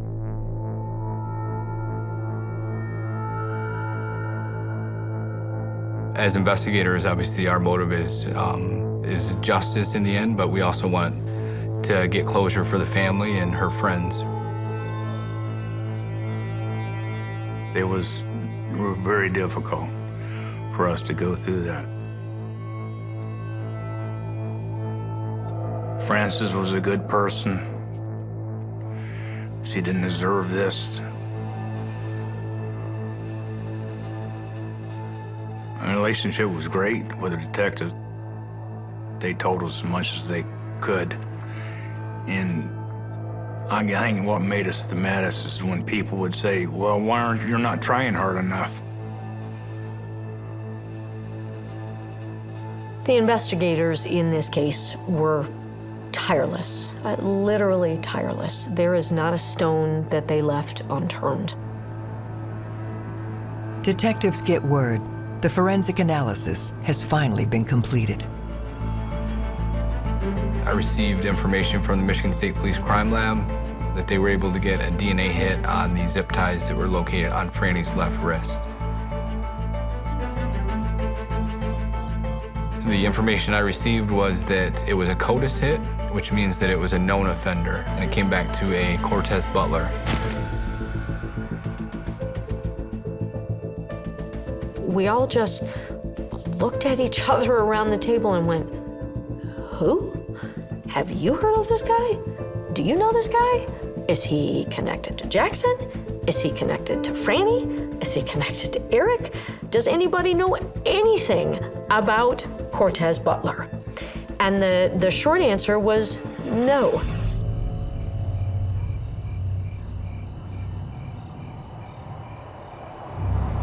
We were advised that Cortez Butler is a hitman. He'll murder anybody for the right price.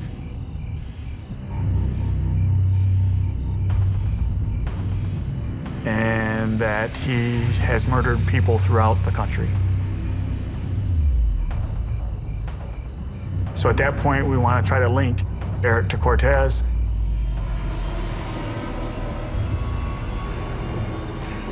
Our thought is possibly Eric may have hired him to kill Frances.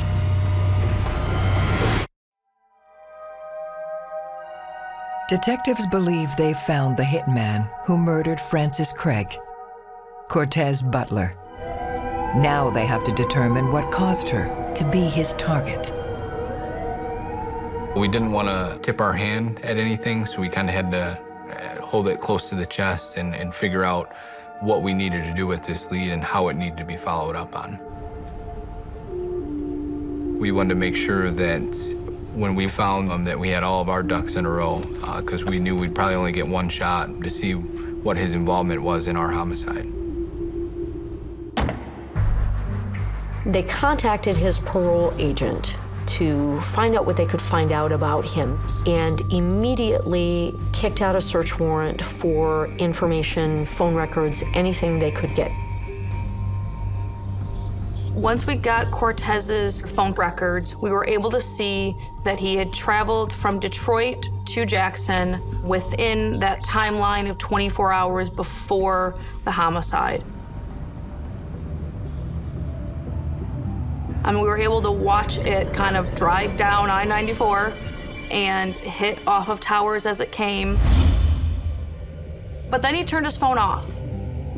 And he turned his phone off right at the time of the murder.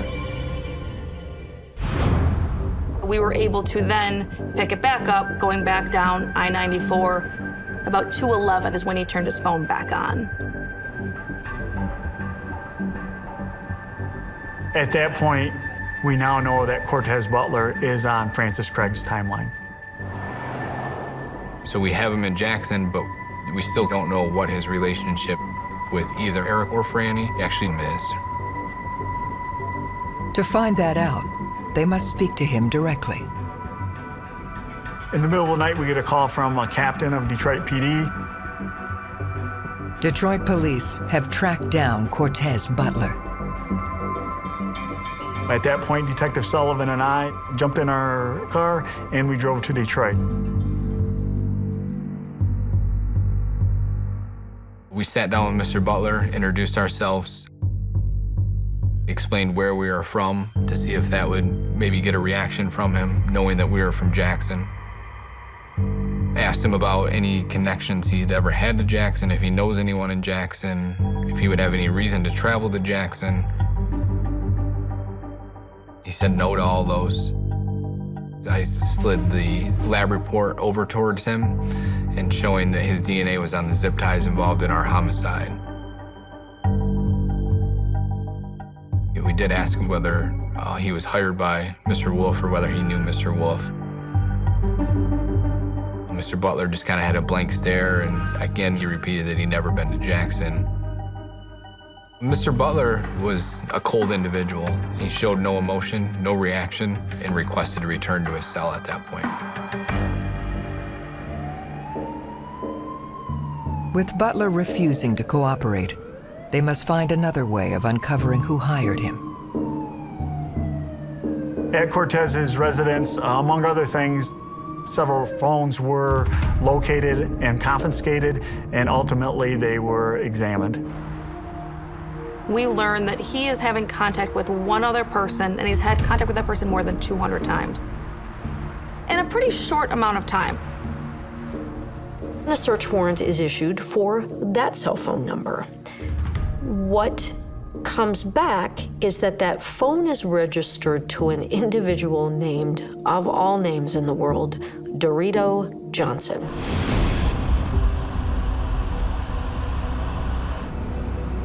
We were pretty sure Dorito Johnson was not a real name and that someone had used a street name or a fake name for that phone. We asked our local kind of undercover drug investigators to look into this name, and they said, yes, Dorito Johnson is Clifford McKee. So Clifford was someone we then were very interested in because Clifford was also our first connection back to Jackson. Clifford had ties to both Jackson and Detroit. And we were able to determine that there was a relationship between Clifford McKee and Cortez Butler. They had served prison time together. If you've got an extensive criminal background and you've served time in a federal penitentiary where other people around you are in there for violent crimes, it's easier than you might think to find somebody who's willing to kill somebody else for $2,000 or $3,000 or $4,000. The problem is that a person who is willing to kill somebody for money isn't necessarily a trustworthy person.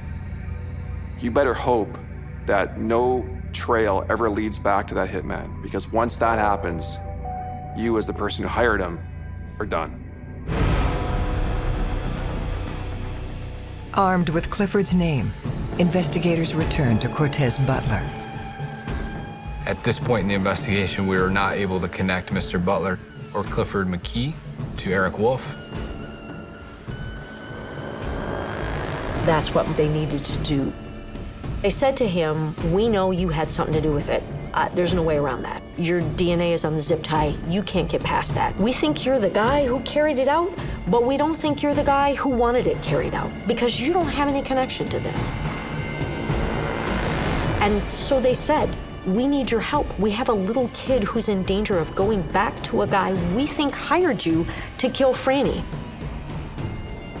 And he said, no, man, you got it all wrong. And that's when the most unexpected, unanticipated, bizarre story poured out of him that you could ever possibly imagine. You could not write this script for a movie.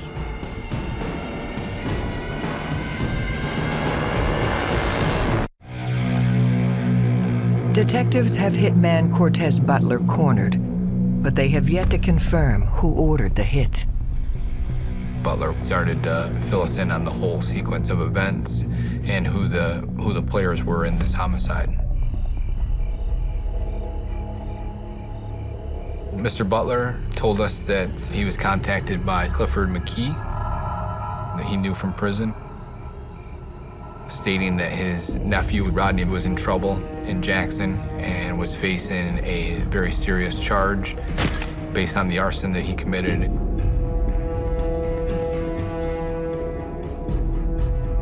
He basically needed a witness to go away. Ryan Marshall was the eyewitness to Rodney McKee's arson case. Ryan Marshall was the key to Rodney McKee going to prison. Clifford McKee and Cortez Butler settled on a price of $10,000. $5,000 would be paid up front to kill Ryan Marshall.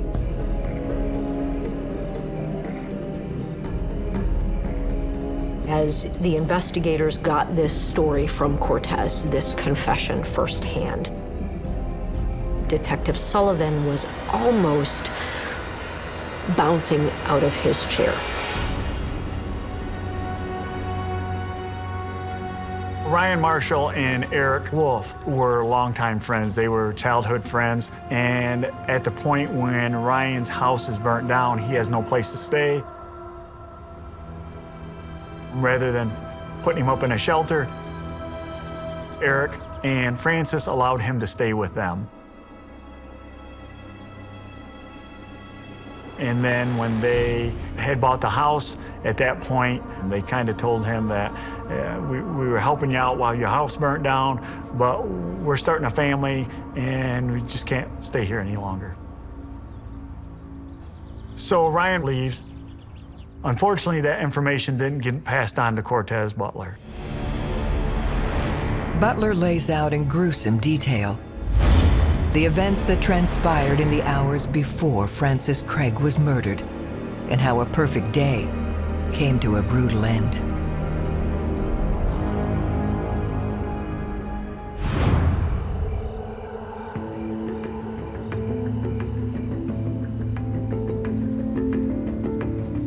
The 24 hours leading up to Francis's murder seemed as normal and idyllic as they could possibly have been.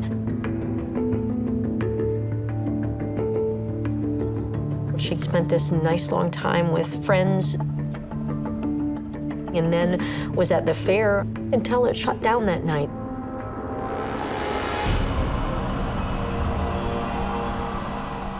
Cortez comes over from Detroit to Jackson.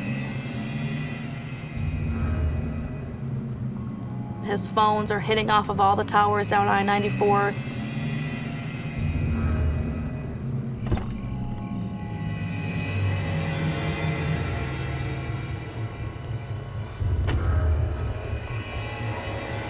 He walks through backyards, goes through the side door of the garage.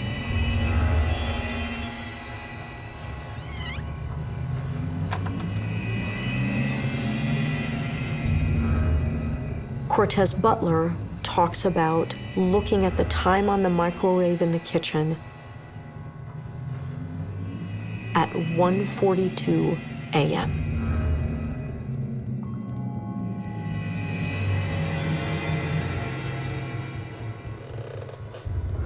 Cortez described going all through the house looking for Ryan and not finding him.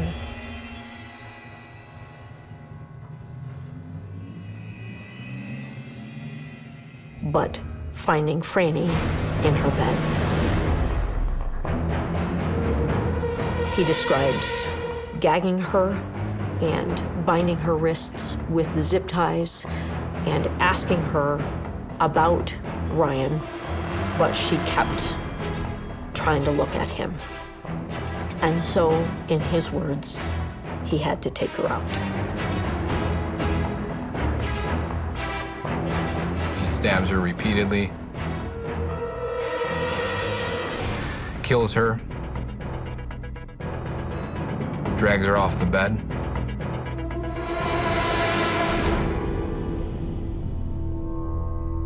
And then Cortez, just as quietly as he came in, quietly leaves.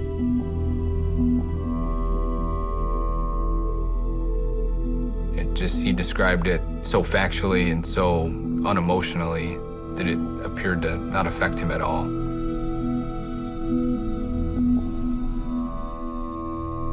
It was actually chilling, the calm manner in which he described it and his attitude towards it. It was surreal. I've never had any suspect be able to kind of give me the chills like he did.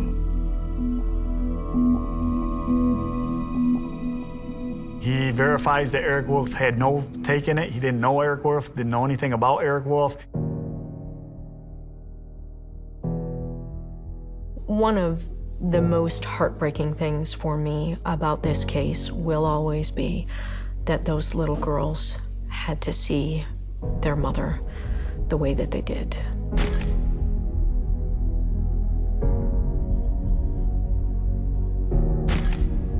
It's a tragedy.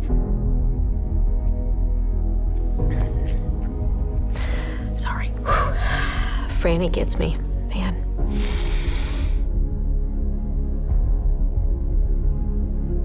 We see a lot of really heinous crimes in our world as prosecutors. But very rarely do you have a victim who was engaged in zero risky behavior. I mean, Franny was doing nothing wrong, but at home, in her bed, taking care of those 3 little girls. And that because of 3 evil, heinous men, she had to lose her life. She's the definition of collateral damage. On October 7th, 2015, Cortez Butler is charged with first-degree murder. Clifford McKee and Rodney McKee are also charged with soliciting murder and first-degree murder. When we went to court, we didn't miss a minute of it. This involves my daughter. She would do it for me. It was a harder process, but at the end, the jury got it right. They all received life sentences without the chance of parole. Their convictions are currently under appeal. Cortez Butler, he's got a special place in hell when he finally does die. I guarantee you that. This guy is a cold-blooded sociopath. He's just a good kid. I mean, couldn't ask for better. The detectives did a fantastic job. And all my thanks would go to them for at least giving us that peace of mind that these guys are behind bars the rest of their life.